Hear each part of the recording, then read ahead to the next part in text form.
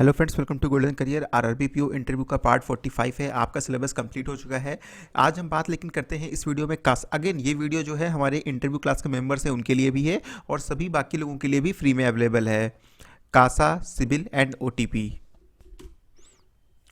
Kasa CASA ratio क्या होता है और ये बैंक के लिए क्यों इतना इंपॉर्टेंट है, सिबिल क्या होता है एंड ओटीपी क्या होता है। लास्ट ईयर ये क्वेश्चन जो है इंटरव्यू में पूछे गए थे, इसलिए हम इनके बारे में आज आपको बताने जा रहे हैं। तो अगर अभी तक आपने इंटरव्यू क्लासेस ज्वाइन नहीं की हुई हैं तो वीडियो के डिस्क्रिप्शन बॉक्स में लिंक है, ज्वाइन कर लीजिए। अगर आप 18-20 घंटे भी दे सकते हैं ना तो आपका इंटरव्यू बहुत अच्छे से प्रिपेयर हो जाएगा। पेमेंट करते ही लिंक आप जो दिया हुआ है सिर्फ 199 रुपीज़ में ये पूरी इंटरव्यू सीरीज़ की जितनी भी क्लासेस हैं पूरी की पूरी ये देख लीजिए, पूरी एक्सेस कर पाएंगे आप बिना किसी दिक्कत के, बिना किसी इंटरप्शन के। आप पूरी वीडियोज़ देख पाएंगे। तो पूरी अपना 100% दीजिए और इंटरव्यू में अच्छा करके आइए। चलिए हम देखते हैं कासा, सिबिल एंड ओटीपी। पहले हम बात करते हैं कासा के बारे में। कासा रेशियो क्या होता है? देखिए, कासा का फुल फॉर्म होता है करंट अकाउंट सेविंग अकाउंट। ठीक है, ये हो गया करंट अकाउंट, ये हो गया सेविंग अकाउंट। सिंपल सी बात करते हैं आपको हम कि कासा ज्यादा होने का मतलब क्या, कासा रेशियो का मतलब क्या है। कासा रेशियो का मतलब ये है कि बैंक में टोटल जितना डिपॉजिट है, एफडी है, आरडी है, बाकी और तरह के डिपॉजिट है, बैंक में टोटल जितना डिपॉजिट है उसमें से कितना पैसा करंट अकाउंट सेविंग अकाउंट में है। मतलब करंट अकाउंट सेविंग, देखिए करंट अकाउंट में, सेविंग अकाउंट में, एफडी में, आरडी में मिलाकर, ये चारों को मिलाकर अगर किसी बैंक में 1,000 रुपए हैं, इन चारों को मिलाकर, और सिर्फ करंट अकाउंट सेविंग अकाउंट में 500 रुपए हैं। ठीक है, तो ये हो गया। ठीक है, तो कासा रेशियो कितना हो गया? देखिए, वन पार्ट तो जो है 1:2 का रेशियो हुआ ये। ठीक है, बेसिकली कासा रेशियो मतलब परसेंटेज की अगर बात करें तो ये बोलेंगे कि 50% जो है वो क्या है, कासा है। 50% कासा है, परसेंट में समझिए। जितना ज्यादा जिस बैंक का कासा होगा उतना ज्यादा वो बैंक प्रॉफिट में होगी। क्यों होगी? देखिए, करंट अकाउंट पे कोई इंटरेस्ट बैंक देती नहीं है। ठीक है, पैसा बैंक के पास है और कोई इंटरेस्ट नहीं दे रही है। और सेविंग अकाउंट में 3 से 4% का आपको इंटरेस्ट मिलता है यूजुअली गवर्नमेंट बैंक्स में। ठीक है, कोई भी गवर्नमेंट बैंक जो है वो 6% 7% का इंटरेस्ट देती नहीं है सेविंग अकाउंट पे।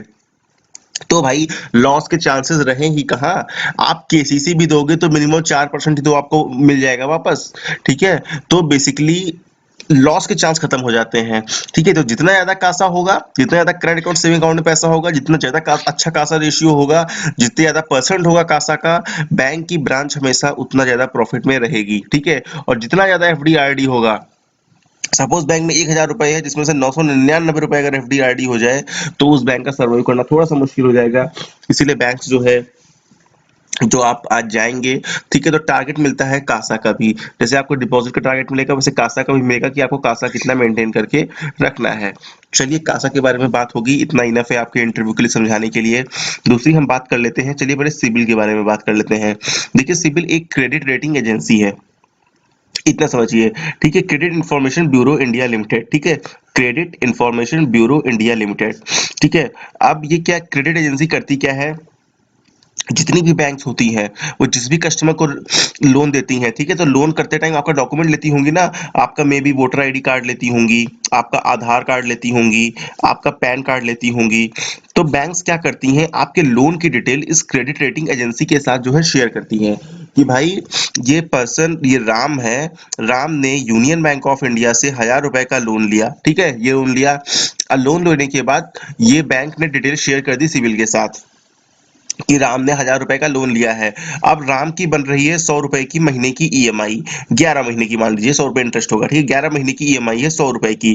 ठीक है, अब हर महीने बैंक रिपोर्ट भेजेगी, हाँ इस महीने की ईएमआई आ गई, हाँ दूसरे महीने की ईएमआई आ गई। भाई, तीसरे महीने की ईएमआई नहीं आई, ये भी रिपोर्ट बैंक भेजेगी।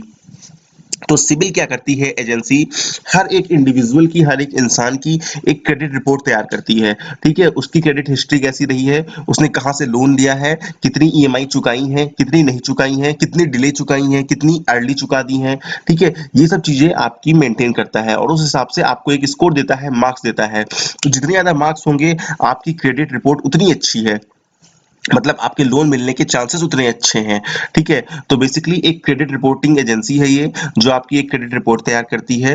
एंड ये बहुत ही इंपॉर्टेंट हो जाता है। सिबिल स्कोर अगर आपका अच्छा है, बेसिकली 650 प्लस स्कोर जो है वो अच्छा माना जाता है। और -1 स्कोर का मतलब होता है कि इस कस्टमर के बारे में भाई कोई भी डिटेल अवेलेबल नहीं है, इसकी कोई भी क्रेडिट हिस्ट्री नहीं रही है, जो पहली बार लोन ले रहा है उसकी तो कोई हिस्ट्री होगी नहीं, तो उसका स्कोर होता है -1। ठीक है। बाकी आपने लोन ले लिया, ईएमआई चुकाई नहीं, तो आपका स्कोर आ जाएगा 200 300 ऐसे करके, तो ये होगा पुअर स्कोर। ऐसा आपको स्कोर है तो मुझे नहीं लगता है कि कोई नई बैंक आपको लोन देगी। तो बैंक लोन देने से पहले क्या करती है, सिबिल रिपोर्ट आपकी निकालती हैं, चेक करती हैं कि बेसिकली आपकी क्रेडिट हिस्ट्री कैसी रही है। नेक्स्ट बात कर लेते हैं हम फटाफट ओटीपी के बारे में। ओटीपी होता है आपका वन टाइम पासवर्ड। ये बेसिकली किस लिए यूज किया जाता है, ऑथेंटिकेशन के लिए यूज किया जाता है। ठीक है, आपका फोन नंबर आपके बैंक अकाउंट से लिंक है, अब आप ऑनलाइन कोई ट्रांजेक्शन कर रहे हैं, ठीक है, तो मे भी भाई आपका कोई और कर रहा हो, कोई आपका पासवर्ड जान गया हो, कोई आपका क्रेडिट कार्ड पा गया हो, डेबिट कार्ड पा गया हो। तो ट्रांजेक्शन के लिए क्या होता है, कोई भी चीज ऑथेंटिकेट बैंक को करनी होती है तो बैंक एक ओटीपी भेजता है आपके फोन पे। मतलब जो फोन आपके डेबिट कार्ड से आपके बैंक अकाउंट से लिंक है, ठीक है, उस नंबर पर ओटीपी भेजा जाता है।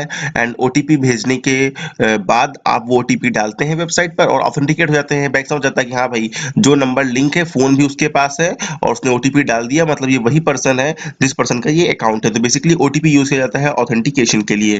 तो उम्मीद करता हूँ ये चीजें आपको क्लियर हो गई होंगी। एंड ये वीडियो आपको कैसा लगा बताइएगा, अगर अच्छा लगा तो प्लीज लाइक कर दीजिए, चैनल को सब्सक्राइब कर दीजिए।